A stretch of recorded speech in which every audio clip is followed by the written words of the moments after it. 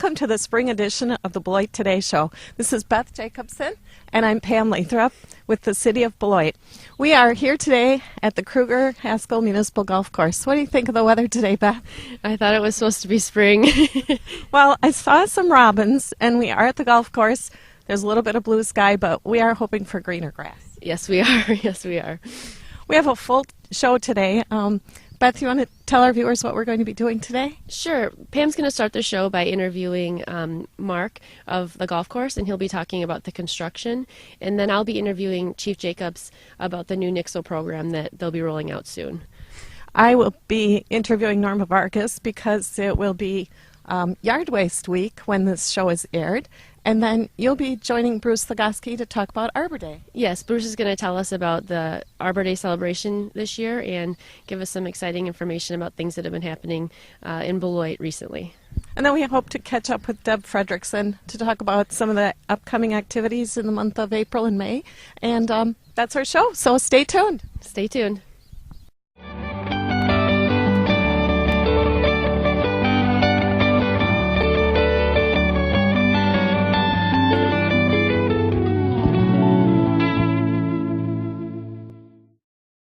We're at the Kruger-Haskell Municipal Golf Course today. I'm with Mark Young, who is the manager of golf course operations. Good morning, Mark. Good morning, Pam. I understand that there's been quite a lot of construction at the golf course over the winter. Yes, it actually started last October. They're putting 4 ponds in, which they started in October, and hopefully will be done here mid-April with all the construction part of it. We still have some grow-in that will take effect that will go usually probably mid-May, early part of June. We'll take most of the grow-in. What's growing? When the grass for the seed and the sod that we're putting in, that's what the grow-in's for. And how will this construction affect the golf course? Initially, when the course opened April 1st, we opened with 12 holes to start off with. We'll be playing 12 holes for probably through the most of April. And then once May gets here, we'll take a look at how the sod has knitted in and probably open those holes probably early May, mid-May. So we should have 17 holes open by mid-May at the latest. So if some of the holes are closed, will people be getting prorated rates? Yes, we're going to start off the season with one rate for the 12 holes we will have open. At this point, we're not sure what the rate will be, but we are opening with we did open with one rate. Which holes are going to be affected? The holes that will be affected are 1, 2, 3, 4, 17, and 18. No, primarily that must be over in that corner because that's where all the construction is. Where else have you done construction? What direction are we? We're heading, it's the south end of the course is where all the construction is. Hospital Hill, where the sled hill is, was part of the construction. They had an access road coming down the sled hill, which they've removed now. But most of the construction is on the south end of the course. And it's such a beautiful course. Why did you feel the need to put in ponds? Well, actually, the ponds actually added to the aesthetics and the playability of the golf course, but it wasn't my decision. The city had to do it per the DNR for storm water retention to get the sediments out before it goes to the river.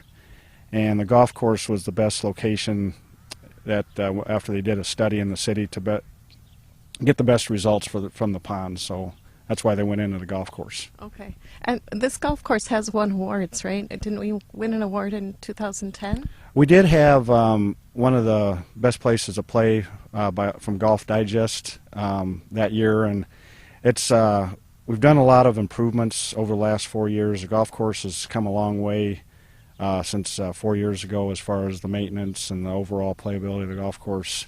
We've gotten a lot of compliments the last few years from out-of-town golfers, from the golfers in the city. So it's come a long way. Do you want to talk about the rates at all? Have the rates gone up?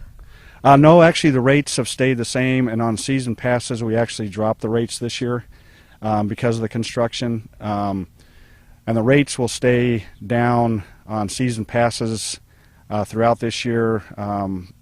Unfortunately, we don't know what's going to happen with 2012 until we do the budget, but at this point the rates are down for this year for the season passes Daily play, we didn't change anything on that. They will be the same as last year on the daily play also. And if people would like information on a golf outing, can they contact you to arrange the golf outing? Yes, golf outings, if they call the clubhouse, they can set up a golf outing for anybody that is interested in that. How can golfers stay informed about what's going on at the golf course? We do have a new website that we have construction updates on the website. If they go to KrugerHaskellGolf.com, we have construction information on there, and they also have a Facebook page that we're keeping updated all the time on the construction on that too. Okay. And could you just tell us the phone number of the golf course in case people would like to call? Yes, it's 362-6503. Sounds great. So, and I know that they have great hamburgers here. What else is good to eat?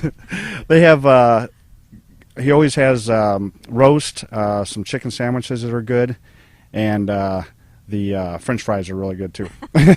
See, so the rates stay down. They have great food. It's a great playing atmosphere. So a couple holes are closed, but people can make it up, right? Oh, yes, yes. And then once the construction is done, I mean, it's going to be a great asset for the golf course, and it's going to be a big improvement. Nothing has really changed with the golf course in the 84 years it's been here, and this is going to be a great asset to the golf course and really hopefully bring a lot of new people in once it's all done and up and going. Great. Well, thanks, Mark, for being with us. Now we're going to go to Beth Jacobson. She's going to be interviewing Norm Jacobs, the chief, about a new program that the police department is offering. Thanks, Mark. Thank you.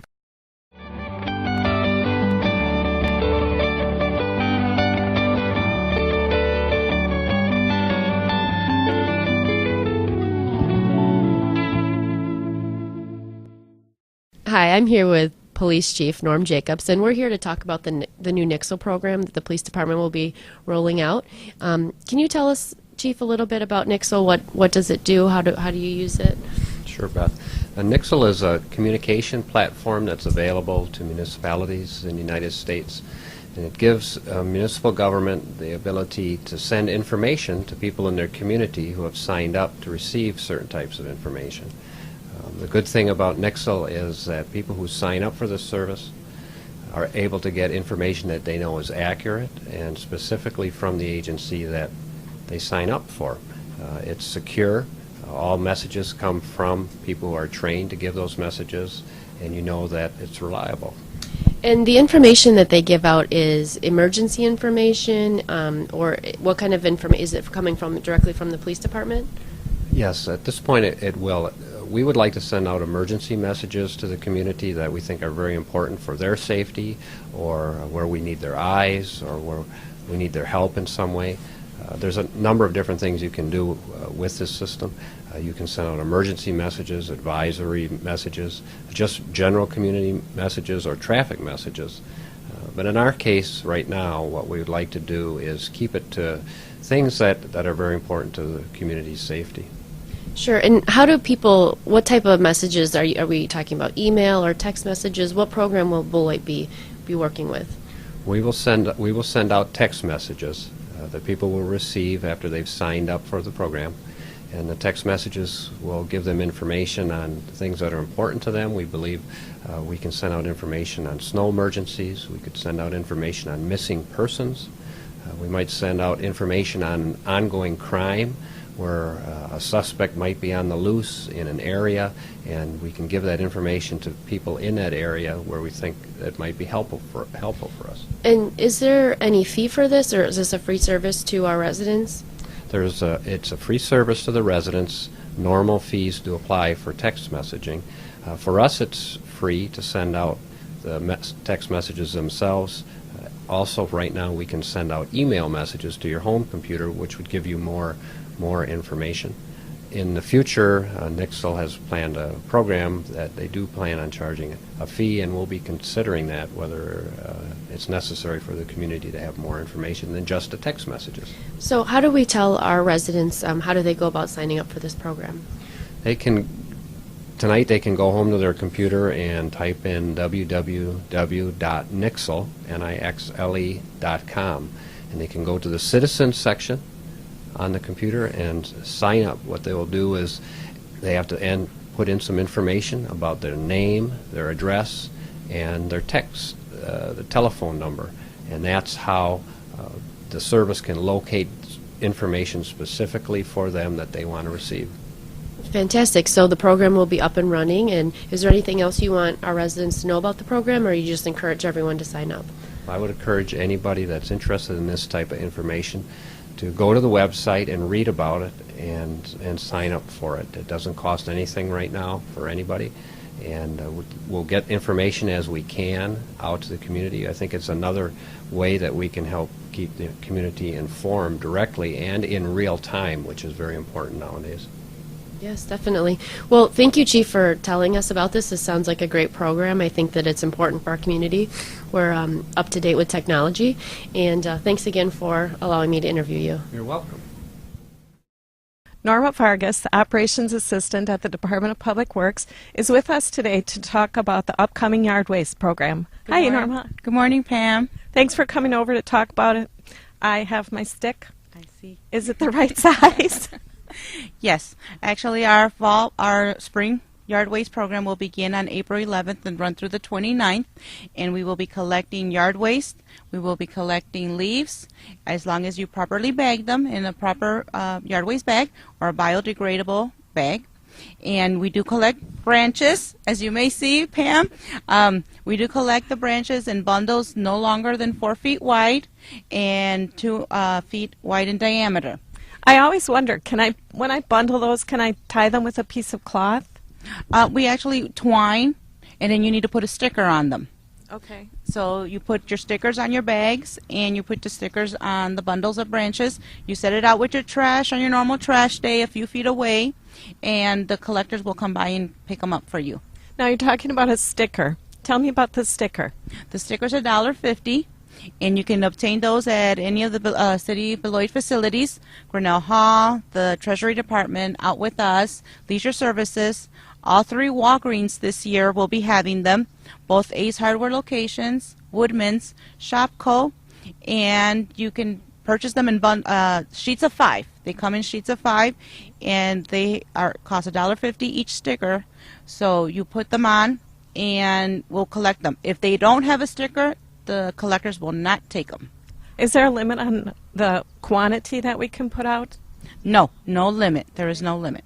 So if I have a big yard, I can just pile it up, as long as I have a sticker on everything. Correct. Every bag and bundle must have a sticker. Okay. You're holding several pieces of paper here that I know you want to talk about. Tell us about the calendar.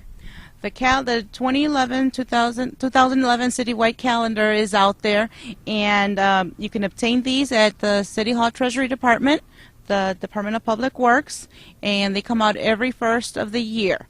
And all this information is in there and much, much more. It tells you as far as when we run a day behind due to the holidays, and when we have service and when we don't. So this is a good piece of information to have at home. And if you don't have this, you can call and obtain one, but also this information is somehow linked on our website, right, with all the phone numbers and information about trash days and when you have to skip a day. I know you always put out a press release. Correct. All that information is out on the city website, under solid waste, operations department, public works department. Everything is in there. I try to keep everything updated as much as possible, but if you can't find it, feel free to give me a call, 364-2929, and anybody at the office knows the information, and they will be more than happy to help. And this kind of orangey yellow sheet is sort of a concise, no, this one, sorry, Oh, that's right. a little bit of concise information about all the programs that you have. This one is the yard waste program. It tells you that for April, we're going to run the program for 3 weeks, and then after April is the first full week of each month. It's only a 1 week per month program on the yard waste. Same as last year. It's a new change, so Okay. it's in there. It's also on the city website, and you can obtain that information again, and if you can't, you can give us a call, 364-2929. And Norma, could you please tell us about the Clean Sweep program that you're going to be hosting later this month? Yes, that will be on April 30th, from 8 a.m. to noon, and it is a hazardous household clean sweep, and it's from the land conservation, but we are the host site. And if you need to register, because this program you do need to register and bring in your stuff, the number is 6617 extension 3, and they will be able to register, and you tell them what you're bringing. The first recycle bin, they go by bins, is free, but after that they start charging, so you would need to give them a call to register. And also this information will be on the website, and it will tell you what you can and cannot bring, and that saves a lot of time because you don't have to get out of your car. It's just a drive-through program. The people of the program go in there, they remove the bin, they remove the items, and it helps a lot when you bring the correct items, because when you don't, we have to put everything back. Can you give us an example of some of the hazardous waste? Like, could I bring my paint cans? Correct. You can bring your paint cans as long as they are not latex. Oh, so oil paint only. Oil-based paint, yes, they will take that. They will take pesticides, herbicides. They take items that are no longer that you use, chemicals. So, all those cleaning solutions that you don't use anymore, and like Norma said, probably varnish and latex. But this information is also available on the Rock County website? Yes, yes, you can find that at the Rock County website, www.rock.wi.us. All right. Thank you so much, Norma, for being with us today. We had a lot to talk about, a lot to cover. You did a great job, and I hope if you have questions that you feel free to call Norma. Thank you. Thank you, Pam. Hi, I'm here with Bruce Slaglaski, Terrace Operations Supervisor, and we're here to talk about Arbor Day. So, Bruce, tell us, when is Arbor Day this year? April 29th, Friday. And there's going to be an event that we're having this year, correct? Yes, down on Water Street, we're going to be having our celebration down there, right along the river. If it's inclement weather, we will be moving it indoors at the bus transfer site. And I heard there was something special about the tree that you're planting this year. Well, we're planting for our eagles that we had in Beloit. We're planting a red oak down by the river for the eagles to nest in as it grows up. And who also will be participating in this? I understand that there might be some children involved and some dignitaries that might be showing up. Correct. We have Amy Laudenbach's coming down, Mr. Cullen's coming down. We have the third grade. There's a contest going on right now for a poem. The third grade winner will be reading that poem at the Arbor Day presentation. We have the DNR rep for the birds. He's going to come down to speak to us about the eagles and why they were doing what they were doing. And also we have Jeff Rowe, who is a South Central coordinator for our forestry department, to present Larry Arf with a plaque for our 23rd year of Tree City USA. Fantastic. So can you give me a little bit about the history of Arbor Day, and is this something we do every year? Is the public invited to attend as well? So we encourage the public to come down and join us down on Water Street. This is our 23rd year of doing this. It's my 13th year. Every year we celebrate Arbor Day, and that is part of our Tree City USA certification. We have to plant trees, we have to trim trees, remove trees, all that in order to maintaining our urban forest will give us credit to our Tree City USA certification. And like I say, it's been 23 years now, and we have a beautiful urban forest, I believe. Fantastic. Now, is there anything else that people need to know? They can just come down to Water Street. It's Friday at 11, is that correct? Friday at 11, like I say, down on Water Street, you'll see we'll have a podium set up down there and some flags, so you'll find us pretty easily. We're right along the river. Hopefully it'll be a nice day. Past few years have been a little rough, but hopefully this year will be nice. Great. And then I think I heard something too about students getting trees this year. Is that correct? Myself and a representative of Walmart are going to all the third grade classes, and we're presenting all the children with a sapling for them to take home to plant in their yard, not in the terrace. And then at the presentation itself, I will have saplings for everyone that attends so that they can have a tree to take home as well. Well, great. Well, thank you for your information. I appreciate it, and we'll see everyone at Arbor Day.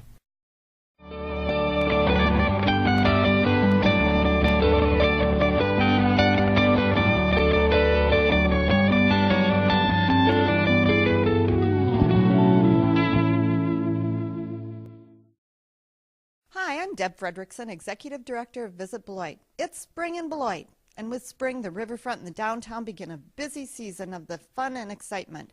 Friends of the Riverfront host their annual Bloom event, which kicks off their full schedule of activities.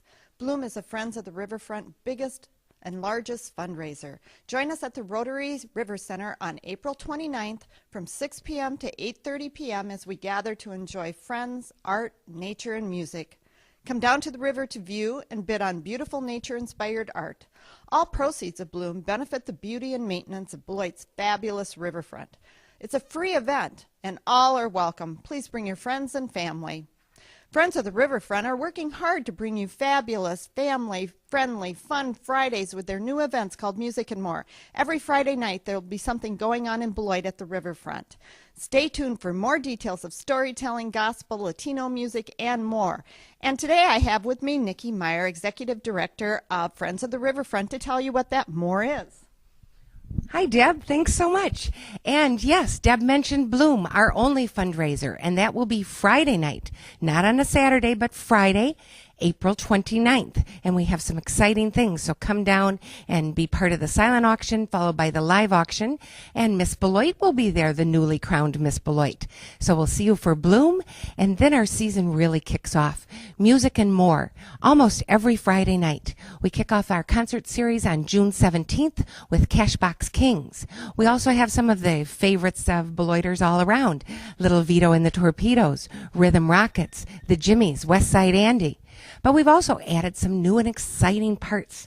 We're going to have gospel back on the riverfront with a Jubilee on the riverfront, and that is July 1st. So you'll have a really exciting 4th of July weekend with the fireworks and everything else going on. And then in August, we have two big events. August 19th is Socola in El Rio, a celebration of Latino music. So come on down. There will be an educational part and a lot of excitement. And then, of course, our movie. And this year is How to Train Your Dragon on that big 75-foot screen. So that will be an exciting, hopefully wonderful night with no rain. So Friends of Riverfront are back, and we're stronger than ever, thanks to our great partner, Visit Beloit. And we hope you come down and share. Also, we have the Bloomin' Bunch, which meets every Tuesday, our free gardening group. We have a master gardener, Glenn Erickson.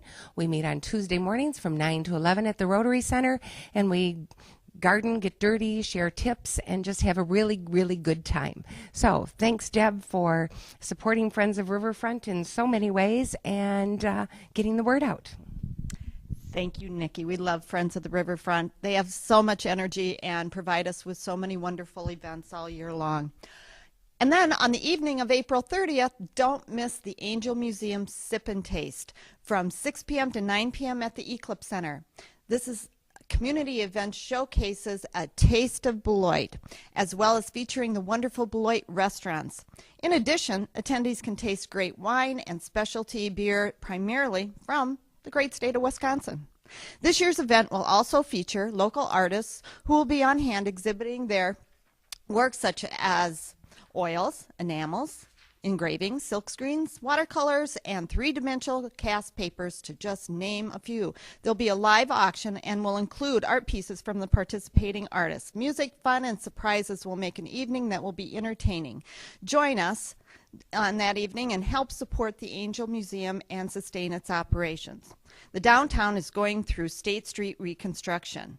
The first phase of street reconstruction has begun and should be completed in June. The road will be paved in brick and sidewalks will be widened for pedestrians, outdoor seating, and plantings. Sidewalks will remain open throughout the construction. All the reconstruction should be completed in time for the farmers market and Fridays in the Park and all the wonderful events that the Downtown Beloit Association organizes. Please continue and patronize and support your downtown businesses. Come explore with Roy at 9 different events from April through September. The Explore with Roy series is based on the adventures and exploration of Beloit's famous native son, Roy Chapman Andrews.